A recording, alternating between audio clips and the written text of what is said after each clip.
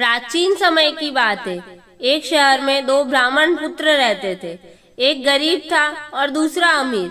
दोनों पड़ोसी थे। गरीब ब्राह्मण की पत्नी उसे रोज ताने देती और झगड़ती।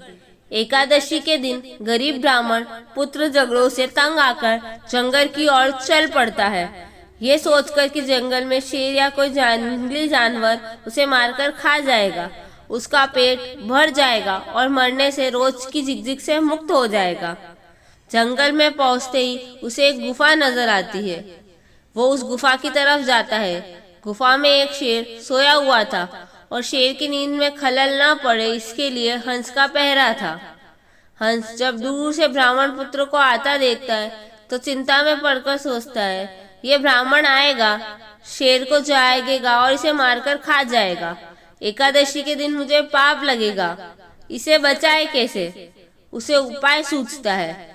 वो शेर के भाग्य की तारीफ करते हुए कहता है, ओ जंगल के राजा, उठो, जागो, आज आपके भाग खुले हैं। एकादशी के दिन खुद विप्रदेव आपके घर पधारे हैं। जल्दी उठे और इन्हें दक्षिणा दे, रवाना करें, आपका मोक्ष हो जाएगा। ये दिन दोबारा आपकी जिंदगी में शायद ही आए, आपको पशु योनि से छुटकारा मिल जाएगा। शेर दहाड़ कर उठता है।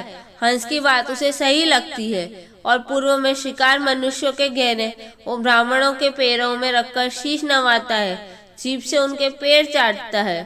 हंस ब्राह्मण को इशारा करता है कि विप्रदेव, ये सब गहने उठाओ और जितना हो सके जल्द वापस अपने घर जाओ, ये शेर है, कब मन बदल जाए। ब्राह्मण बात समझकर लौट आया।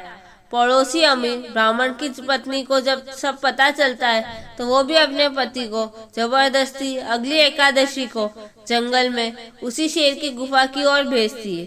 अब शेर का पहरेदार बदल जाता है। नया पहरेदार होता है कौवा।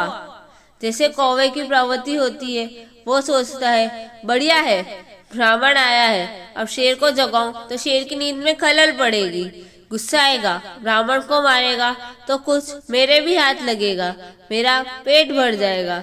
ये सोचकर वो कांव कांव चिल्लाता है। एक और तो शेर गुस्सा होकर जागता है और दूसरी ओर ब्राह्मण पर उसकी नजर पड़ती है। उसे हंस की बात याद आ जाती है। वो समझ जाता है कौवा क्यों कांव कांव कर रहा है।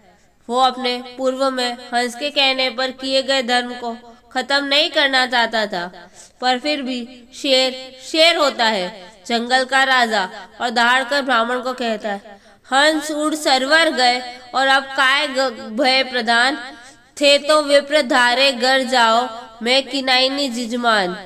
अर्थात हंस जो अच्छी सोच वाले, अच्छी मनोप्रति वाले थे, उड़कर सरोवर यानी तालाब को चले गए और अब कौवा प्रधान पहरेदार है जो मुझे तुम्हें मारने के लिए उकसा रहा है।